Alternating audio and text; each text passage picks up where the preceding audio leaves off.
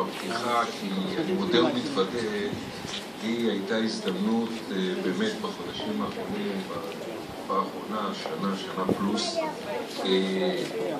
להתוודה ולהכיר את חלק גדול מהקהילה הארמנית, וגיליתי קהילה עם אנשים נפלאים. וזה עבר התחיל בתור אני כראש עיר, וזה הפך להיות באמת חברות וידידות עם האנשים הללו, וזה באמת מבחינתי כבוד גדול כאן לארח אתכם עם התערוכה הזאת. הספקתי לעבור ככה ברפרוף, אבל קודם כל דברים נפלאים,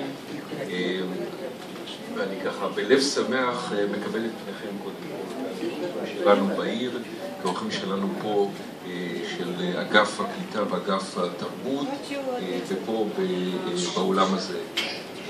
אני מוכרח לומר ככה עם ההיכרות קיבלתי טעם לגבי ארמניה ורצון ככה לבקר, אבל כשאני מסתכל גם על התמונות אז ככה אני גם מרגיש את אותה אווירה שעליה לא פעם ככה דיברנו וסיפרו לי. אני מצליח לראות איך זה מוקרן מן התמונות ומן הציורים הללו.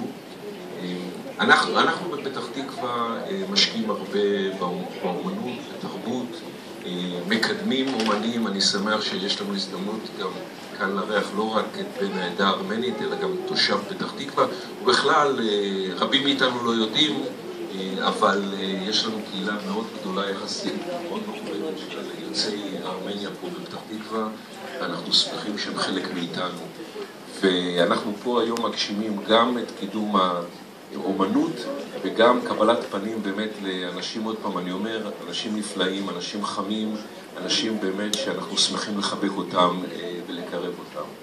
אז אני רוצה באמת לאחל לכולם הצלחה, לך במיוחד, לאור באמת הדברים הנפלאים הללו, לקוות, ואני מאמין שרבים יבואו לראות נו מהתמונות. בכלל, פה יש תנועה של אנשים שבאים כאן להופעות, מגיעים כאן לאירועים, ואין ספק שהם ייהנו, ירגישו קצת טעם של ארמניה. ואני רוצה באמת לאחל לכולם הנאה שלמה. אני מתנצל מראש שאני אאלץ עוד 5 דקות לעזוב, כך שאף אחד מהדוברים הבאים לא ייעלב חס וחלילה. אני פשוט חייב להגיע לערב עם תושבים, אתם יודעים איך זה, קצת בילויים כמו פה, אחר כך קצת עבודה, אבל אני מודה לכולכם, ושוב אני מקווה שיהיו לנו עוד הרבה הזדמנות להיפגש. Мэр города сказал, что он за последние 1,5 года знакомится с армянами, живущими в нашем городе, приобщиться к культуре, к тарбуту этого землячества, этих людей, что это очень добрые, теплые люди, которые приносят много света, это дружные люди. И он очень рад, что сегодня есть у нас такая возможность дать выходцу из Армении представить культуру и армянской общины.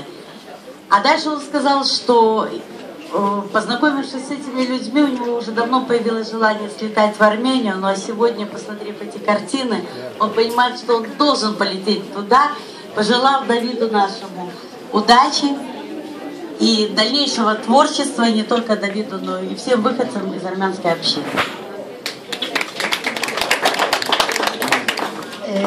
אנחנו נמשיך עם ברכתו של מר משה, ראש אגף הקליטה בעיריית פתח תקווה, מחזיק התיק. בבקשה משה. ערב טוב לכולם, כבוד ראש העיר, גברת ראש העיר, דפנה, אורחים יקרים, ראיה, מנהלת האגף, מנהלת התרבות.